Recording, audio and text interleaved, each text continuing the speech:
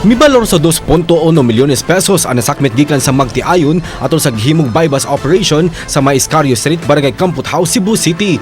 Giila ni Police Colonel Renio Dalugdog, Cebu City Police Director, ang mga dinakpan nga si alias Tata, 31 anyos, taga Barangay Calamba, samtang si alias Luis, 39 anyos, taga Barangay Sawang, Cebu City. Nakuha gikan sa mga dinakpan ang gituhuang shabu nga motimbang sa 310 grams. Gihulagway mga high-value individuals ang mga dinakpan nga gibalhog karon sa Cebu City Police Office, City Intelligence Unit pending proper disposition. Gitumbok nga top 10 priority sa regional level sa illegal drug trade ang nadakman sa mga otoridad. Kini atol sa gipahigayong bypass operation sa kapulisan pasado alas 6 kagabi sa Barangay Kugon Pardo, Dakbayan sa Sugbo. Ang nadakpan mao si Junmar Ansay, kinsa nasakmitan sa gidudahang shabu nga nagkantidad og kapin 340,000 pesos. Wala na maluwat og pamahayag ang suspect.